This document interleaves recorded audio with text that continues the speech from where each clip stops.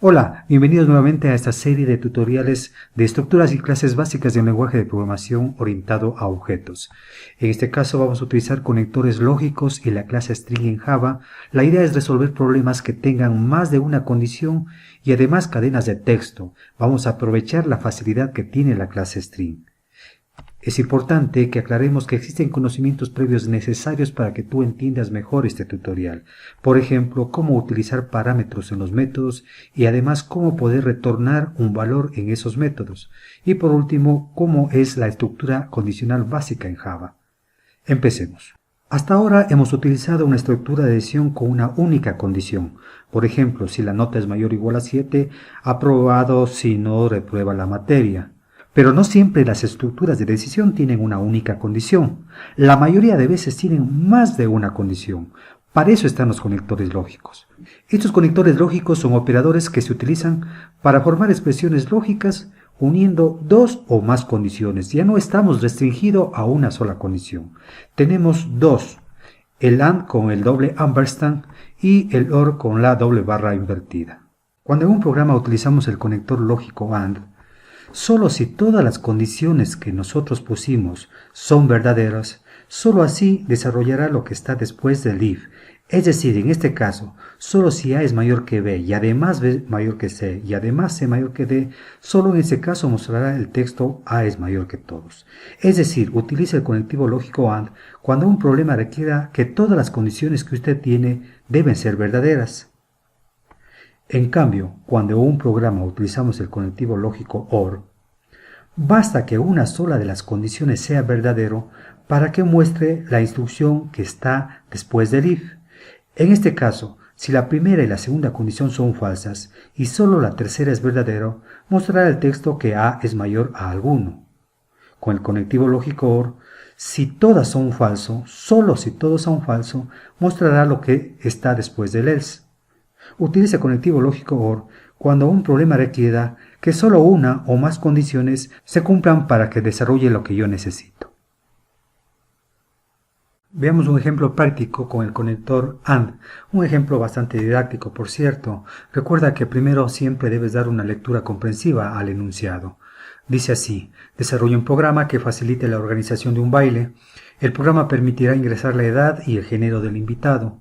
Si el invitado es de género femenino y la edad es mayor o igual a 14 años, se regalará un pase de cortesía. Es el texto que debe aparecer en pantalla. Caso contrario, debe aparecer en pantalla el valor del boleto que debe pagar el invitado. Hagamos primero un breve análisis para entender el problema. Lo primero que vamos a determinar es el objetivo, es decir, qué se necesita como respuesta del programa. Podemos ver que dice que debe aparecer en pantalla pase de cortesía, es decir, este sería uno de los objetivos, una de las posibles respuestas. Y además podría también salir el valor del boleto que el invitado debe pagar. Eso es el objetivo, es decir, las posibles respuestas. Eso me indica que al ser pase de cortesía un texto, el tipo de dato de la respuesta es tipo string. Claro que el valor del boleto es un número, pero no podemos mandar dos tipos de dato, entonces en este caso escogemos el tipo de dato string. Luego analizamos cuáles son los datos que necesito para resolver el problema y podemos ver que tenemos para resolver el problema la edad, el género y por supuesto aparece también el valor del boleto. Es decir, tenemos tres datos. En el caso de la edad es un número entero y podríamos utilizar cualquiera de los tipos de datos que tiene Java como enteros. Vamos a utilizar en el caso de nosotros, podría ser un short. Género es una palabra, ya sea masculino o femenino, entonces vamos a utilizar string. Y por último, para el valor del boleto, al ser una cantidad monetaria que podría tener decimales, podemos utilizar un tipo double o un tipo float. En el caso de nosotros vamos a utilizar el tipo float. Ahora analicemos el condicionante. El ejercicio dice que para ingresar a la fiesta gratis debe ser de género femenino y la edad mayor o igual a 14 años. Además, nosotros analizamos que para que sea gratis debe cumplir ambas condiciones. Entonces, evidentemente, debemos utilizar el conectivo lógico AND porque queremos que cumplan las dos condiciones. Es decir, que sea verdadero que es de género femenino y además que sea verdadero que la edad es mayor o igual a 14 años. Una vez que tenemos claro el problema, podemos empezar ya a programar mediante el código en cualquier lenguaje de programación. En el caso de nosotros vamos a programar en lenguajes Java. Probemos entonces el ejemplo, para lo cual tenemos aquí un proyecto con un paquete con dos clases, tal como se había visto en el tutorial anterior. En la una clase tenemos el usa conectores, le he llamado yo. En esta clase está el método principal con un menú para acceder a los diferentes ejercicios propuestos, y en la otra clase que le he llamado ejercicios conectores es una clase que por ahora está vacía para empezar a programar aquí. Vamos a programar nuestro primer método para resolver el problema planteado. Sabemos que en la estructura de un método lo primero que debemos escribir es la cabecera. Y en la cabecera lo primero que debemos poner es el tipo de dato de la respuesta. En el análisis previo habíamos visto que las posibles respuestas son textos, en Java string. Luego del tipo de dato de la respuesta se pone el nombre del método. Le vamos a llamar ejercicio 1. Luego del ejercicio 1 abrimos paréntesis para poner los parámetros, es decir, los datos que ingresan para resolver el problema. Asimismo, en el análisis previo vimos que uno de los datos es la edad y le ponemos short porque es entero. Otro de los datos que ingresan es el género, que es string, es decir, un texto. El tercer dato que ingresa es el precio. Le hemos puesto float porque tiene decimales. Una vez que tenemos la cabecera, recuerda no poner un punto y coma al final de la cabecera. En la siguiente línea podemos poner el inicio abriendo llaves y luego el fin indicando el fin del método. En estos métodos que tienen parámetros, es decir, que ingresan datos, no es necesario aquí leer los datos. Aquí simplemente con los datos que llegan resolvemos el problema. Nuevamente nos vamos a nuestro análisis previo, y en el análisis previo decía que había dos condiciones para darle un pase de cortesía: que la edad sea mayor o igual a 14 años y que el género sea femenino. Para yo poner esas condiciones necesito una estructura condicional, es decir, el if. Escribo la primera condición, que comparo es la variable edad. Operador de comparación, el mayor o igual que. ¿Con qué comparo? El 14. Dice que debe cumplir las dos condiciones. Si son las dos condiciones que debe cumplir y debe ser verdadero, utilizo el conectivo lógico AND, es decir, el doble ampersand. La segunda condición que debe cumplir para que ingrese gratis al baile es que el género sea femenino. ¿Qué comparo? La variable género. Operador de comparación, el único que se me ocurre por ahora es que sea igual a femenino, el doble igual. Como femenino es un texto, pongo entre doble comilla el texto femenino.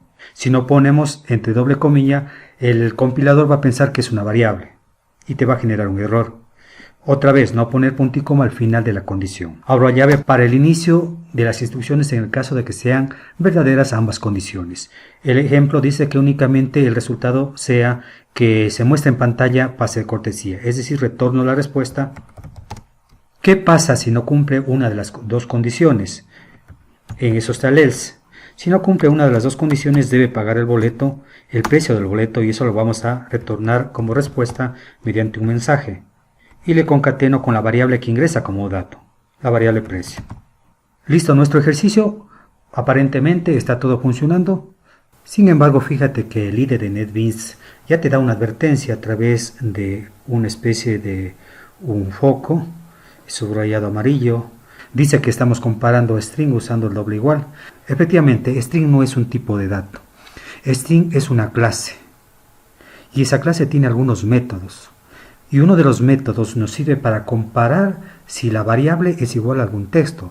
Es decir, las variables string no se puede comparar con el doble igual. Entonces vamos a corregir esto. Borro lo que está aquí. Género, pongo un punto.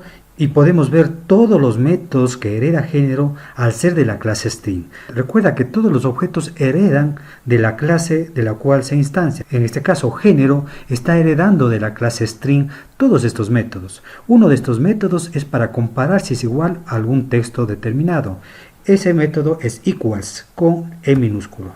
Equals. El IDE de NetBeans le pone la edad, sin embargo, no siempre el IDE le da poniendo la variable correspondiente. En este caso, borro edad y pongo entre doble comilla que el género debe ser igual a femenino. Ya tengo listo, se fue la advertencia. Entonces recuerda que cuando tengamos una variable string y si queremos comparar si es igual a un valor determinado, debemos utilizar el método equals. Existen algunos otros métodos que tiene la clase string que veremos más adelante y que son parte de la actividad también. Probemos ahora nuestro programa. Recuerda que para probar en la otra clase debemos tener primero definidas las variables para enviar datos al método. En este caso tengo todas las variables que voy a enviar datos. Tengo la variable para enviar la edad, para enviar el género y para enviar el precio del boleto. Además, debo definir las variables para recibir los resultados. Luego de que yo he definido todas las variables, debemos dar lectura a los datos en esas variables, asignar datos a esas variables mediante la lectura. Estoy leyendo la edad, estoy leyendo el género y estoy leyendo el precio. Por último, hago la llamada al método para enviar los datos y recibir resultados.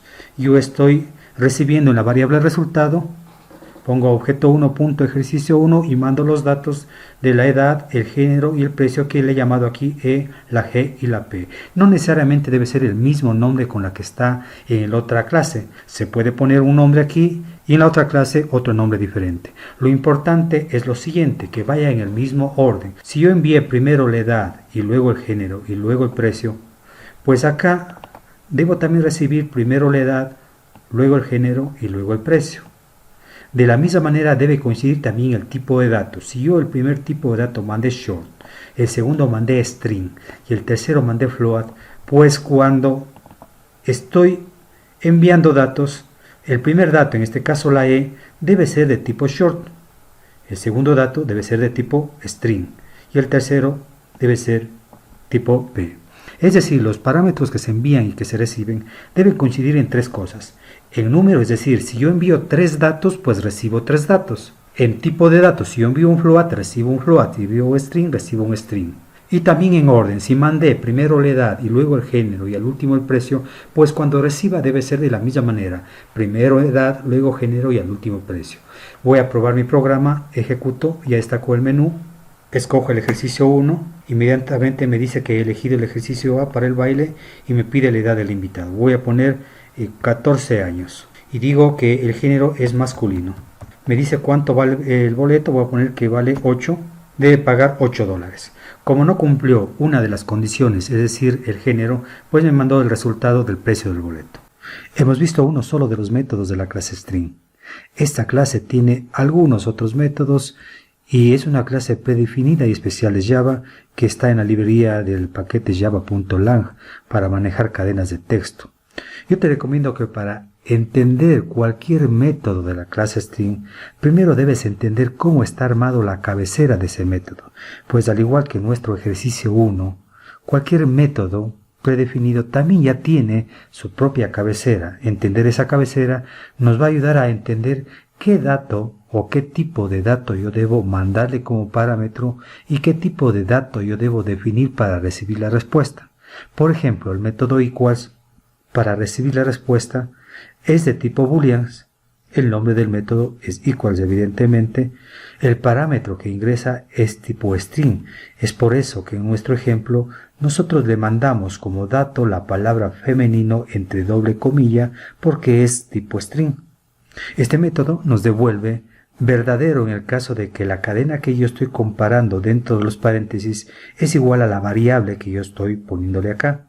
¿Sí? En el caso de que sea igual, pues desarrollará todo lo que esté después del if. En este caso, si es que es verdadero que la variable género es igual a la palabra femenino, pues nos mostrará el texto es mujer. Otro de los métodos muy utilizados de la clase string es el equals ignore case. Este método es igual que el equals. Sin embargo, lo que este método hace es comparar si es igual a una cadena de texto, pero no le importa si son mayúsculas o minúsculas. La sintaxis o cabecera del método es igual, la respuesta es tipo boolean, el nombre del método es equals ignore case e ingresa un dato, un parámetro tipo string. En el caso del ejemplo anterior, no importa si cuando yo ingrese el dato, la palabra femenino se ha ingresado con mayúsculas, minúsculas, una mayúscula, otra minúscula, lo importante es que sea la palabra femenino. Lo más adecuado para el ejemplo que nosotros hemos realizado sería utilizar equals ignore case, no el equals. El equals utilízale únicamente cuando necesites comparar algo que sea exactamente igual, por ejemplo una clave. Otro método es el método length. Este método me permite saber la longitud o la cantidad de caracteres que tiene un texto. Veamos cuál es la sintaxis Como podemos ver, el tipo de dato de la respuesta es int y el nombre del método es length. Al tener paréntesis vacíos me indica que no ingresa ningún parámetro, ningún dato. De la misma manera tenemos otro método llamado toUpperCase. Este método nos permite convertir a mayúsculas la variable que yo le estoy utilizando. Veamos la sintaxis. La respuesta es tipo string. Claro, si yo quiero convertir a mayúsculas algún texto, esa respuesta convertida a mayúsculas, pues evidentemente será un texto. No ingresa ningún dato. Por ejemplo, si yo pongo género.toUpperCase y dejo los paréntesis vacíos, pues la respuesta, que deberá ser tipo string, nos mostrará todo el texto que yo haya puesto en la variable género en mayúsculas. De la misma manera tenemos el método toLowerCase, que nos va a retornar como resultado convertido a minúsculas. Eso es todo, amigos. Si tienes alguna duda puedes consultar en tu manual o cualquier otro tutorial. Gracias.